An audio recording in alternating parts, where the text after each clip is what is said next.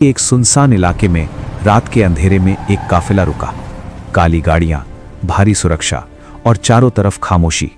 अचानक एक जनाजा उठाया गया, लेकिन ये कोई आम जनाजा नहीं था। ये जनाजा था उस शख्स का जिसका नाम सुनकर आज भी भारत में लोगों की रूह कांप जाती है, दाऊद इब्राहिम। पाकिस्तानी मीडिया में खबरें फैलने लगी कि भारत का सबसे खतरनाक गैंगस्टर, मुंबई ब्लास्ट का मास्टरमाइंड, आईएसआई का करीबी दोस्त दाऊद इब्राहिम मर चुका है। लेकिन क्या सच में वो मर गया, या ये एक और साजिश है? आज हम खोलेंगे उस रहस्य की परतें जो पिछले 30 सालों से दुनिया को उलझाए हुए है। दाऊद इब्राहिम कास्कर का जन्म 26 दिसंबर 1955 को मुंबई के डोंगरी इलाके में हुआ था। उसके पिता इब्राहिम कास्कर एक पुलिस कांस्टेबल थे। किसने सोचा था कि एक पुलिस वाले का बेटा एक दिन भारत का सबसे बड़ा अपराधी बन जाएगा। 1970 के दशक में मुंबई की गलियों में छोटे मोटे अपराध से शुरुआत करने वाला ये लड़का धीरे धीरे अंडरवर्ल्ड का बादशाह बन गया। स्मगलिंग, हत्या, जबरन वसूली, कोई भी काम दाऊद की गिरफ्त से बाहर नहीं था। 1984 में दाऊद ने अपने सबसे बड़े दुश्मन पठान गैंग के मुखिया अमीर जादव को मरवा दिया। इसके बाद मुंबई की पूरी अंडरवर्ल्ड पर दाऊद का राज हो गया। पुलिस, नेता, बॉलीवुड सब उसके इशारों पर नाचने लगे। लेकिन 1993 में दाऊद ने कुछ ऐसा किया जिसने उसे भारत का दुश्मन नंबर 1 बना दिया। 12 मार्च 1993 शुक्रवार की दोपहर मुंबई स्टॉक एक्सचेंज में अचानक एक भयानक धमाका हुआ।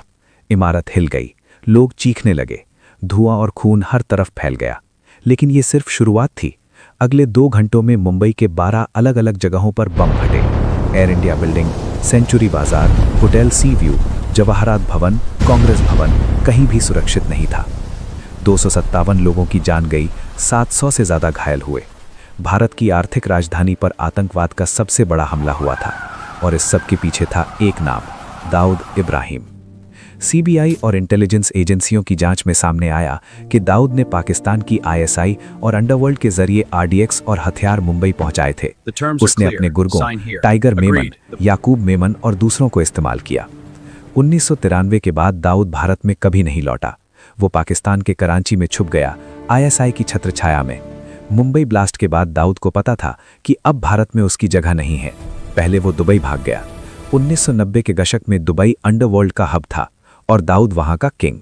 लेकिन 2000 के बाद जब अंतर्राष्ट्रीय दबाव बढ़ने लगा तो यूएई सरकार ने भी दाऊद पर शिकंजा कसना शुरू किया। तब आईएसआई ने उसे कराची बुला लिया। कराची में दाऊद को क्लिफ्टन इलाके में एक शानदार बंगले में रखा गया। कहा जाता है कि उसके पास 5-6 अलग अलग सेफ हाउस थे, पूरी तरह से आईएसआई की सुरक्षा में। भारत ने कई बार पाकिस्तान से दाऊद को सौंपने की मांग की, लेकिन पाकिस्तान हमेशा यही कहता रहा, दाऊद हमारे यहाँ नहीं है। दिसंबर 2024 में अचानक पाकिस्तानी मीडिया और सोशल मीडिया पर खबरें आने लगीं कि दाऊद इब्राहिम की मौत हो गई है। कुछ ने कहा दिल का दौरा पड़ा, कुछ ने कहा जहर दिया गया, कुछ ने कहा आईएसआई ने ही मार दिया। कराची के कुछ इलाकों में जनाजे की तस्वीरें वायरल हुईं, लेकिन कोई आधिकारिक पुष्टि नहीं हुई, न पाकिस्तान सरकार की तरफ से न भारतीय इंटेलिजेंस की तरफ से। भारत के खुफिया सूत्रों ने कहा, हमें अभी तक कोई पुख्ता सबूत नहीं मिला है कि दाऊद मर चुका है। तो सवाल ये है, क्या दाऊद सच में मर गया या ये एक और धोखा है? दाऊद की मौत के पीछे 3 थियरी है। थियरी पहला, दिल का दौरा और बीमारी। दाऊद की उम्र 2024 में 69 साल हो चुकी थी। पिछले कुछ सालों में खबरें आई थीं कि उसकी सेहत खराब चल रही है। डायबिटीज, किडनी की समस्या, हार्ट की बीमारी, सब कुछ था। कुछ सूत्रों के मुताबिक उसे 2023 में दिल का दौरा पड़ा था और वो आईसीयू में भी भर्ती हुआ था। अगर ये सच है तो हो सकता है कि नेचुरल डेथ हुई हो। दूसरी थियरी ये है कि पाकिस्तान की आईएसआई ने खुद ही दाऊद को खत्म कर दिया। क्यों? क्योंकि दाऊद अब आईएसआई के लिए एक बोझ बन चुका था। भारत का लगातार दबाव, एफएटीएफ की ब्लैकलिस्टिंग का डर, अंतर्राष्ट्रीय समुदाय की नज़र, सब कुछ पाकिस्तान पर था। हो सकता है आईएसआई ने सोचा कि दाऊद को मारकर भारत को शांत किया जाए और खुद को बचाया जाए।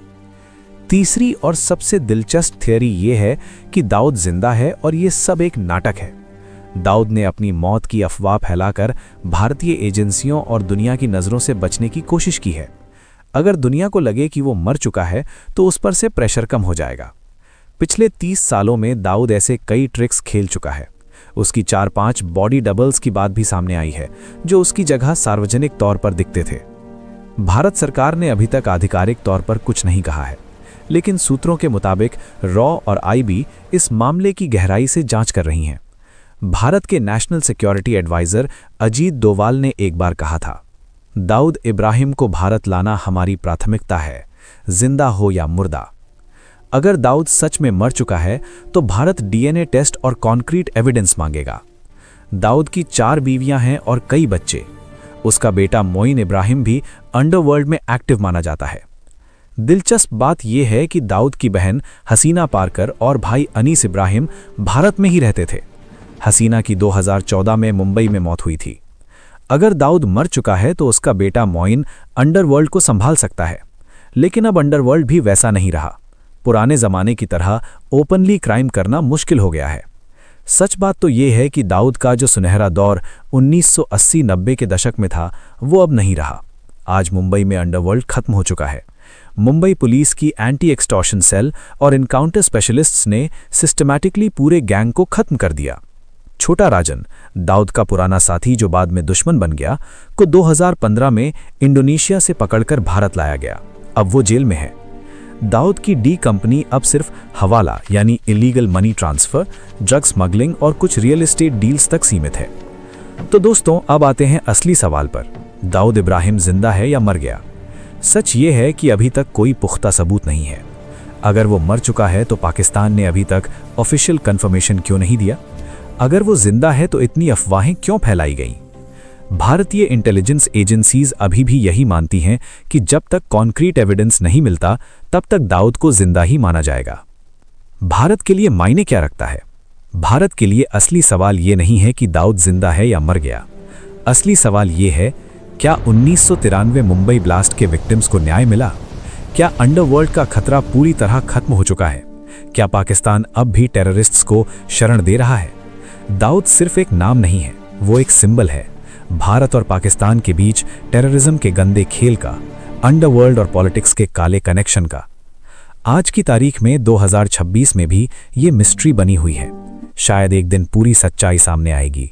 शायद दाऊद को भारत लाया जाएगा और उसे फांसी दी जाएगी, या शायद वो अपनी मौत का नाटक करके कहीं और छुप गया है। लेकिन एक बात तय है, भारत उसे भूला नहीं है। न्याय की तलाश जारी है।